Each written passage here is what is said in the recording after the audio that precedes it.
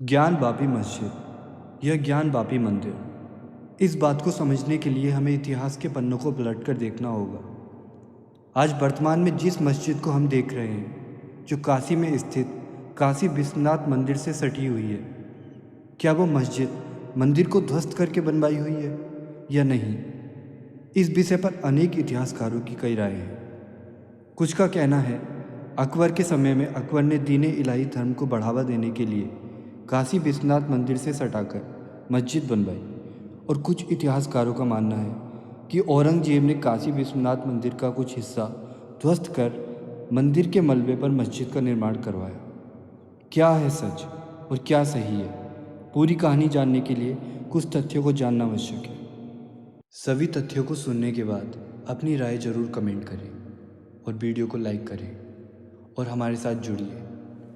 चौथी और 5वीं शताब्दी के बीच गुप्त साम्राज्य के एक राजा विक्रमादित्य ने काशी विश्वनाथ मंदिर का निर्माण कराया। इस बात को सत्य ठहराने का प्रमाण प्रसिद्ध चीनी यात्री हुआन त्सांग के लेखों से मिला, जिसमें वाराणसी व वहाँ के मंदिरों का उल्लेख है। जब मोहम्मद गोरी भारत आया तब उसके शासन में कई हिंदू मंदिरों को ध्वस्त किया गया। ये समय 1194 से 1197 तक का रहा। मोहम्मद गोरी काशी विश्वनाथ मंदिर को अत्यधिक नष्ट कर चुका था।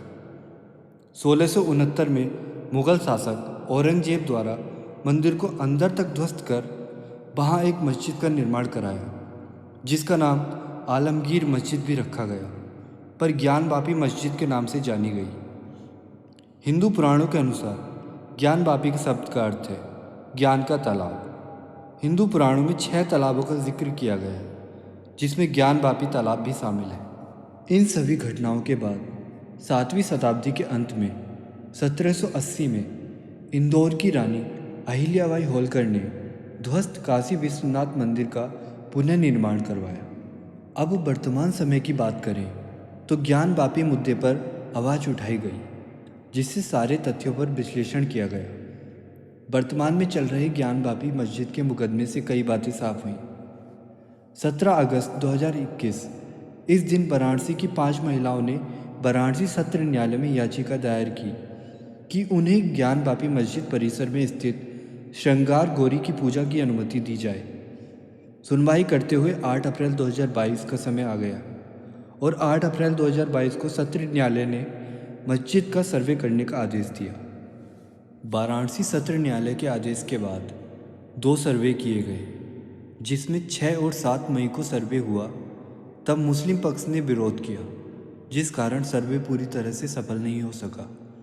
पर इस सर्वे में मस्जिद में हिंदू मंदिर से जुड़े कई अवशेष प्राप्त हुए, जैसे ध्वस्त मलबे पर देवी देवताओं की कलाकृतियाँ, शेष नाग के नागफन जैसी आकृति भी मिली।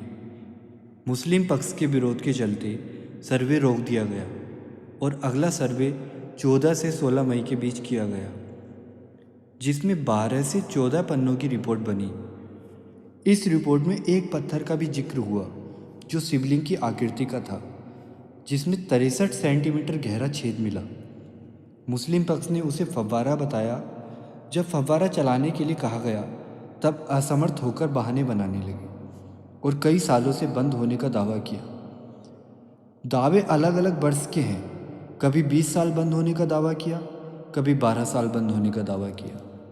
मई 2022 के सर्वे से यह स्पष्ट हुआ कि मस्जिद का निर्माण मंदिर को ध्वस्त कर उसके ऊपर किया गया है। इस केस पर सुप्रीम कोर्ट में भी सुनवाई चल रही थी, पर सुप्रीम कोर्ट ने 20 मई को आदेश दिया इस मामले की सुनवाई वाराणसी सत्र न्यायालय ही करे। मस्जिद का एक और सर्वे किया गया, जो जनवरी 2024 को भारतीय पुरातत्व सर्वेक्षण द्वारा किया गया। 25 जनवरी 2024 को भारतीय पुरातत्व सर्वेक्षण द्वारा जिला जज को एक रिपोर्ट दी गई, जिसमें साफ साफ कहा गया मस्जिद मंदिर के मलबे के ऊपर बनाई गई है। बताया गया ध्वस्त हुआ मंदिर नागर शैली का था। तहखाने के करीब 6 फीट नीचे मंदिर के मिले अवशेषों से 2000 साल पुराना होने के संकेत मिले हैं। इस सर्वे में 15 शिवलिंग, 18 मानव की मूर्तियाँ, 3 जानवर की मूर्ति और विभिन्न काल के 93 सिक्के मिले और 113 धातु की चीज़ें मिली। इन सभी सर्वों से साफ हो गया कि जहाँ आज मस्जिद है वहाँ मंदिर हुआ करता था। अब ज्ञान वापी मस्जिद में पूजा प्रारंभ हो चुकी है और ये हिंदू समाज का हक भी है कि जहाँ हमारी नींव है वह धरती हम नहीं छोड़ सकते और ना कब्जा करने दे सकते। जय सनातन।